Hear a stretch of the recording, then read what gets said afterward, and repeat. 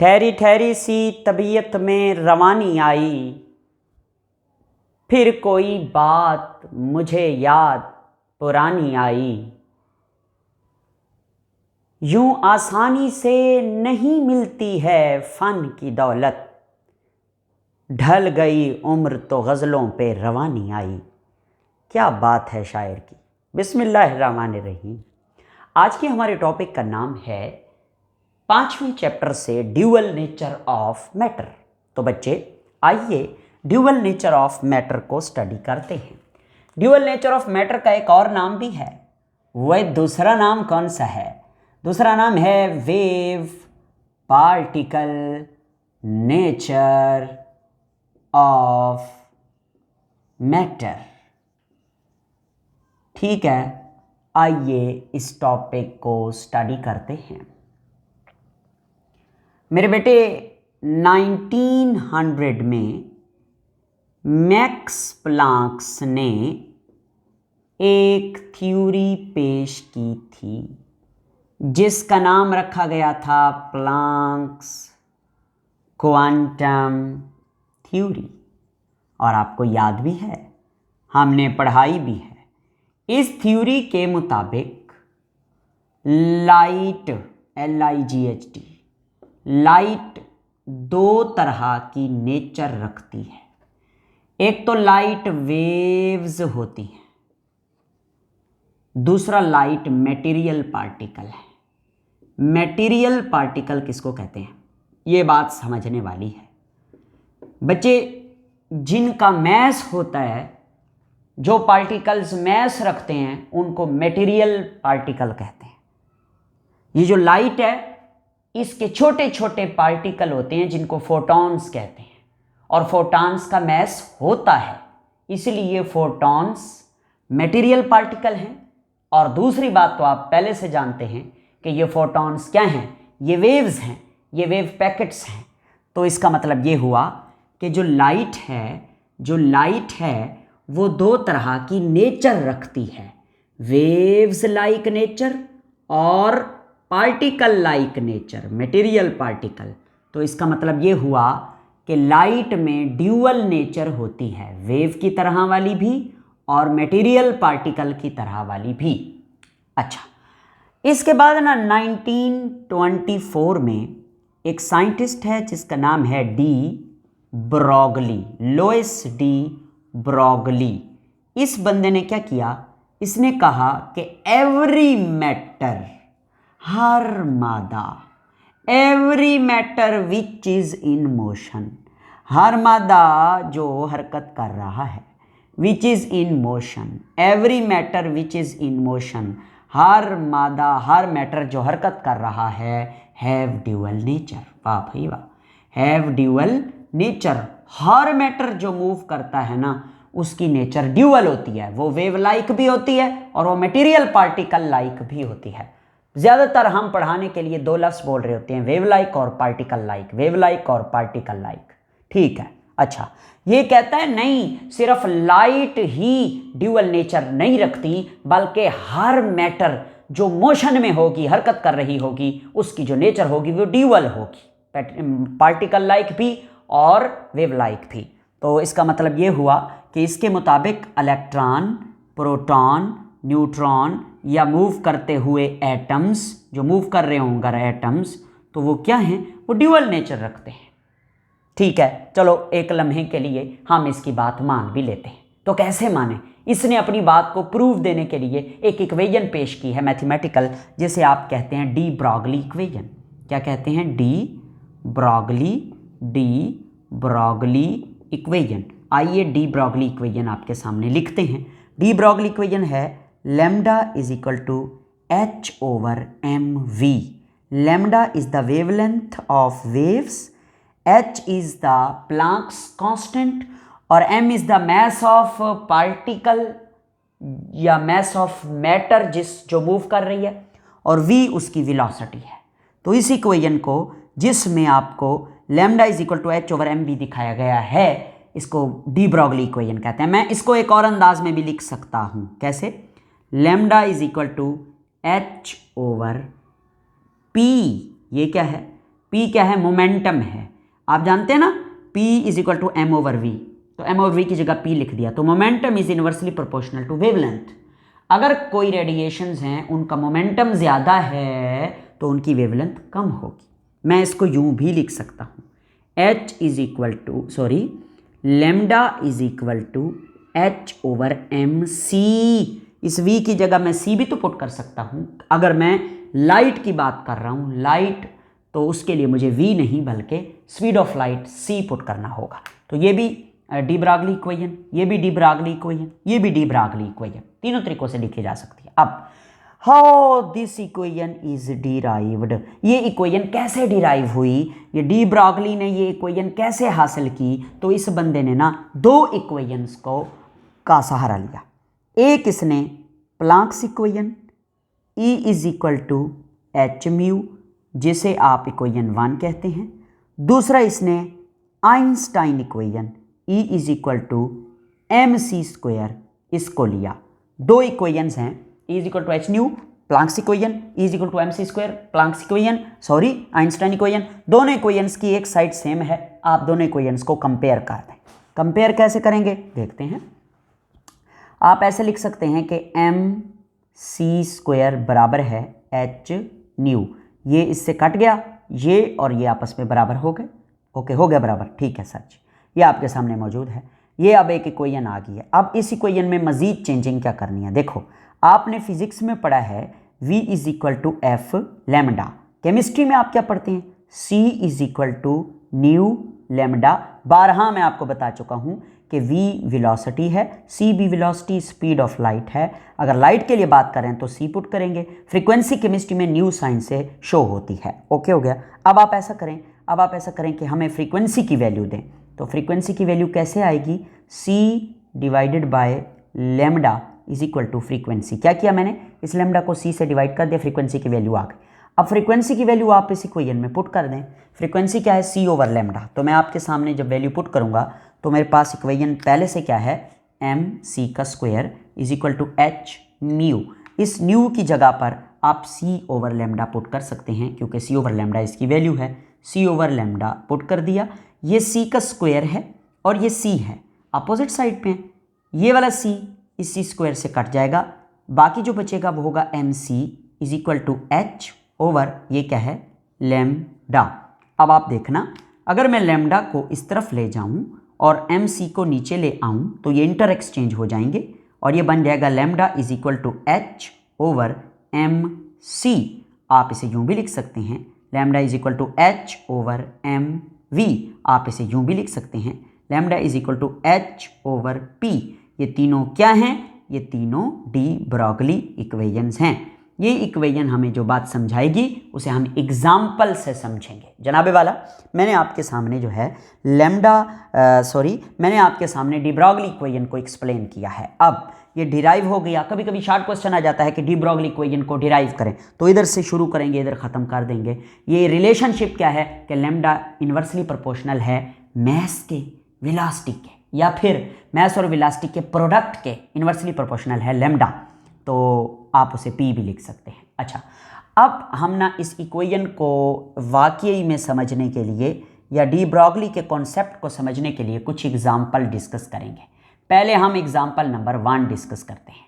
Example number 1 ये है कि सपोज करें ये एक हाइड्रोजन का एटम है, ये उसका न्यूक्लियस है और ये उसका पहला शेल है, और पहले शेल में एक इलेक्ट्रॉन है। ये इलेक्ट्रॉन किसी न किसी वेलोसिटी से घूम रहा है और इस इलेक्ट्रॉन का कोई ना कोई मास भी है।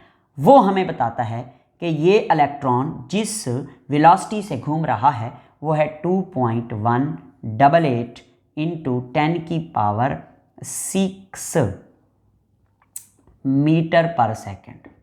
ये इस वेलोसिटी से एक इलेक्ट्रॉन घूम रहा है। फर्ज करते हैं सपोज ये जो इलेक्ट्रॉन जिस वेलोसिटी से घूम रहा है उसकी वैल्यू आपके सामने लिखी हुई है। आगे चलते हैं। इस इलेक्ट्रॉन का मास क्या होगा? ये हम पिछले चैप्टर में पढ़ के आए हैं कि मास होता है 9.1095 इंटू 10 की पावर -31 किलोग्राम। ये होता है इलेक्ट्रॉन का मास। और इसमें H की वैल्यू हमारे पास क्या होती है? प्लांक्स कांस्टेंट की 6.626 इंटू 10 की पावर -34 जाउल सेकेंड। तो ये 3 चीज़ों की हमारे पास वैल्यू आ गई। हमसे पूछा गया ये जो इलेक्ट्रॉन है अगर ये वेव लाइक मोशन शो करता है, जब इलेक्ट्रॉन घूमता है ना तो वो डी ब्रॉगली कहता है वेव लाइक मोशन होती है उसकी, वेव की तरह मूव करता है। अगर वाकई में वेव लाइक घूमता है तो फिर उसकी इस इलेक्ट्रॉन, जब ये इलेक्ट्रॉन घूम रहा है तो इसकी वेवलेंथ होनी चाहिए। तो वेवलेंथ को कैलकुलेट करने के लिए हम डी ब्रॉगली इक्वेशन का इस्तेमाल करते हैं, lambda is equal to h/mv। आइए ज़रा फार्मूले में वैल्यूज़ पुट करते हैं।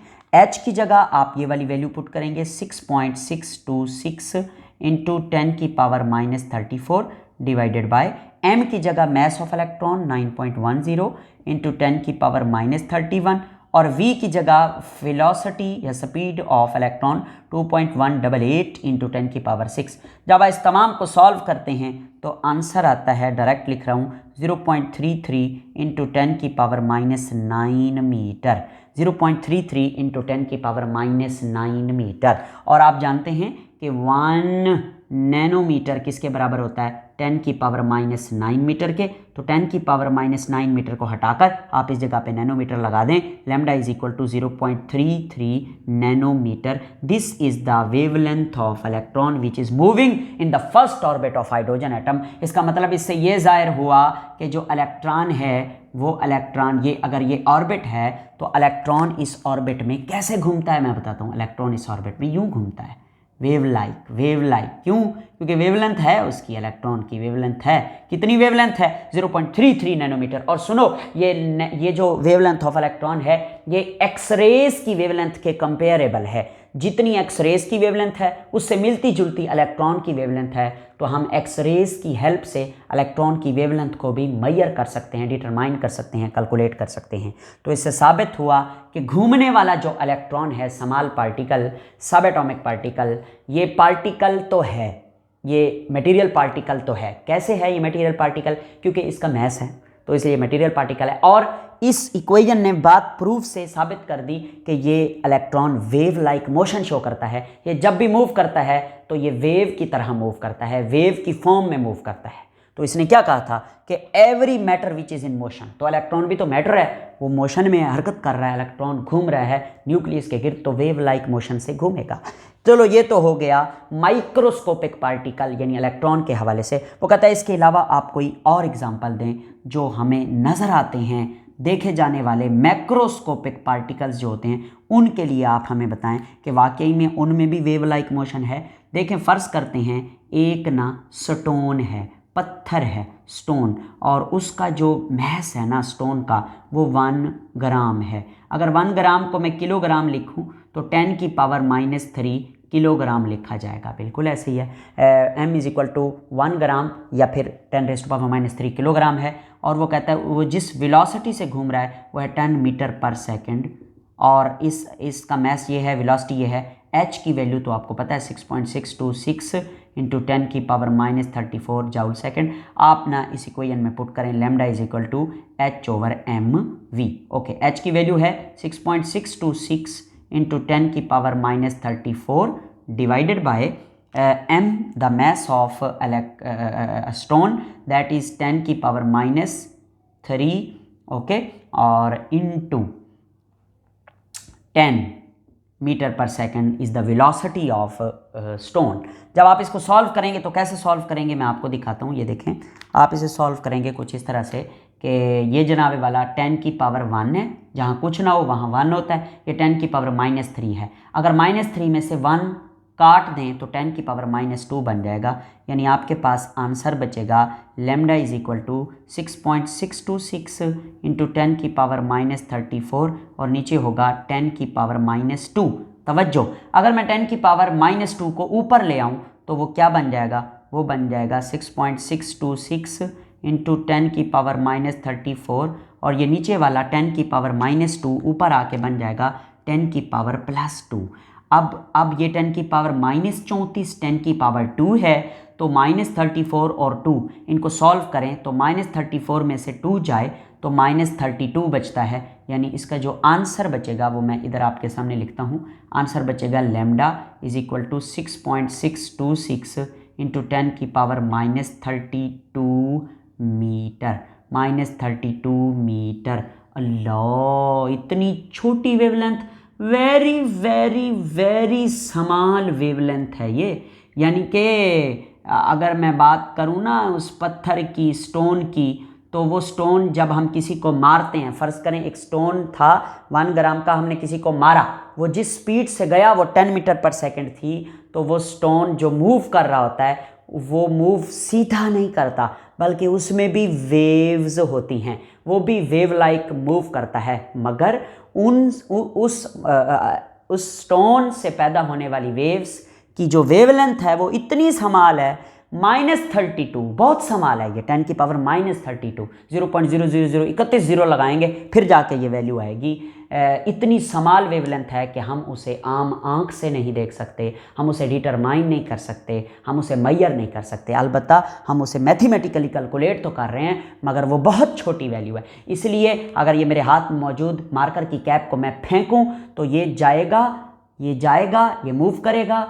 तो डी ब्रॉगली कहता है कि ये जब मूव करेगा तो इसमें वेवलेंथ पाई जाएगी, ये वेव लाइक मूव करेगा। और ये पार्टिकल तो है क्योंकि इसका मैस है, इसलिए इसमें ड्यूअल नेचर होती है, ड्यूअलिटी पाई जाती है, वेव पार्टिकल ड्यूअलिटी। मगर इसकी बहुत स्मॉल वेवलेंथ होने की वजह से जो बड़े मैक्रोस्कोपिक पार्टिकल होते हैं, पत्थर है, ईंट है, कोई और चीज़ है, कोई फूल है, वो किसी को मार देना आप, तो वो क्या होता है, उसकी भी वेवलेंथ होती है, वो भी वेव लाइक मूव करता है, मगर वेवलेंथ इतनी छोटी होती है उनसे बनने वाली वेव्स की कि वो हम मैयर नहीं कर सकते। ओके, ये क्या था, ये सारा था dual nature of matter, de Broglie का प्रिंसिपल, डी ब्रॉगली की कुछ बातें और थ्योरीज। अब हम क्या करते हैं, इस पूरे टॉपिक को, इस पूरे आर्टिकल को या डी ब्रॉगली की इक्वेशन को वेरीफाई करने के लिए एक एक्सपेरिमेंट पेश किया गया जिसे नाम देते हैं experimental verification. Experimental verification, experimental verification of dual nature, of dual nature. Dual nature की एक्सपेरिमेंटल वेरिफिकेशन क्या है, यानी ये जो बात की गई है मैथमेटिकली, थ्योरेटिकली, वर्डिंग में, इसको एक्सपेरिमेंटल प्रूफ करें। तो 2 साइंटिस्ट थे, सन है 1927, एक साइंसदान का नाम है डेविसन, DAVISSON, डेविसन, और दूसरे का नाम है जर्मर। क्या नाम है? जर्मर। ये 2 साइंटिस्ट हैं। इन 2 साइंटिस्ट ने एक अपरेटस डिज़ाइन किया, एक अपरेटस इंट्रोड्यूस करवाया जो मैंने आपके सामने बनाया है। ये अपरेटस हमारी टेक्स्ट बुक में बना हुआ नहीं है, मगर मैंने आपके सामने बनाया है और मैं दावे से कह सकता हूँ बिल्कुल ठीक ठाक अपरेटस मैंने आपके सामने बनाया है। और इस अपरेटस को समझते हैं। सबसे पहले तो ये आपको जो नज़र आ रहा है इसे कहते हैं टंगस्टन फिलामेंट। क्या कहते हैं? टंगस्टन। टंगस्टन, टंगस्टन क्या होता है? टंगस्टन एक मेटल है, हैवी मेटल है, ये एक कंडक्टर मेटल है, फिलामेंट है, एक टंगस्टन का फिलामेंट है। टंगस्टन बेसिकली रेड कलर की रोशनी के जो 100 वाट वाले बल्ब होते हैं उनके अंदर जो आपको स्प्रिंग नज़र आता है वो जिस मेटल का बना होता है उसे टंगस्टन कहते हैं। ये वो मेटल है जिसमें बहुत सारे फ्री इलेक्ट्रॉन होते हैं। जब इस मेटल को पावर मिलती है बैटरी से, इसको धक्के मिलते हैं, बैटरी इसको मतलब मोटिवेट करवाती है, तो इस टंगस्टन के फिलामेंट में से तेज़ रफ्तार, सुस्त रफ्तार नहीं, तेज़ रफ्तारी से इलेक्ट्रॉन्स निकलते हैं, इलेक्ट्रॉन्स। ठीक है, तो ये इलेक्ट्रॉन्स निकल रहे हैं। आगे ये जो आपको ब्लैक कलर का रास्ता नज़र आ रहा है इसको स्लिट कहा जाता है।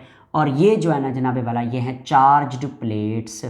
चार्ज्ड प्लेट्स किसकी प्लेट्स हैं? ये बैटरी की प्लेट्स हैं, चार्ज्ड प्लेट्स, बैटरी की ये चार्ज्ड प्लेट्स हैं। एक पे पॉजिटिव चार्ज होता है, एक पर नेगेटिव चार्ज होता है। ये हाई वोल्टेज चार्ज प्लेट हैं। इस टंगस्टन फिलामेंट को कहते हैं हीटेड फिलामेंट। इसको हीट किया जाता है, ये जब गर्म होता है तो इसमें से शुआएं निकलती हैं। ये शुआएं कौन हैं? ये इलेक्ट्रॉन्स हैं, ये कैथोड रेज हैं। ये इलेक्ट्रॉन्स निकल रहे हैं और चार्ज्ड प्लेटें ये इन इलेक्ट्रॉन को आगे चला रही हैं, एक्सेलरेट करा रही हैं, दौड़ा रही हैं, बढ़ा रही हैं। मैंने मैस स्पेक्ट्रोमीटर में भी ये बात आपको समझाई थी। ये चल रही हैं, ये इलेक्ट्रॉन आ रहे हैं। आगे क्या है? ये ग्रीन कलर का खूबसूरत, this is the nickel crystal, Ni का ये क्रिस्टल है, ये क्रिस्टल है। ये क्या करता है? जब ये इलेक्ट्रॉन आने वाले इससे टकराते हैं, टकराने के बाद ये इलेक्ट्रॉन अपना रास्ता चेंज कर लेते हैं और ये डाइफ्रैक्ट हो जाते हैं, और इसको कहते हैं चेंज इन डायरेक्शन, या इसको कहा जाता है डाइफ्रैक्शन। क्या कहा जाता है? डाइफ्रैक्शन। और याद रखें ये जो डाइफ्रैक्शन है ये किसकी प्रॉपर्टी है, ये वेव्स की प्रॉपर्टी है। वेव्स ही वो हैं जो डाइफ्रैक्शन शो करती हैं। तो इस एक्सपेरिमेंट से क्या जाहिर हो रहा है कि इलेक्ट्रॉन जब मूव करते हैं तो वो क्रिस्टल से टकराने के बाद डाइफ्रैक्शन शो करते हैं, और डाइफ्रैक्शन हमें ये बताती है कि इलेक्ट्रॉन कभी भी सीधी लाइन में सफ़र नहीं करते, बल्कि electron in the form of waves move करते हैं, in the form of waves move करते हैं। इसीलिए हम कह सकते हैं कि इस बात को साबित कर दिया गया है कि क्योंकि इलेक्ट्रॉन डाइफ्रैक्शन शो कर रहे हैं इसलिए electron wave like motion show करते हैं, और ये बात साबित हुई कि इलेक्ट्रॉन में इलेक्ट्रॉन वेव्स हैं, इलेक्ट्रॉन वेव्स की तरह सफ़र करते हैं।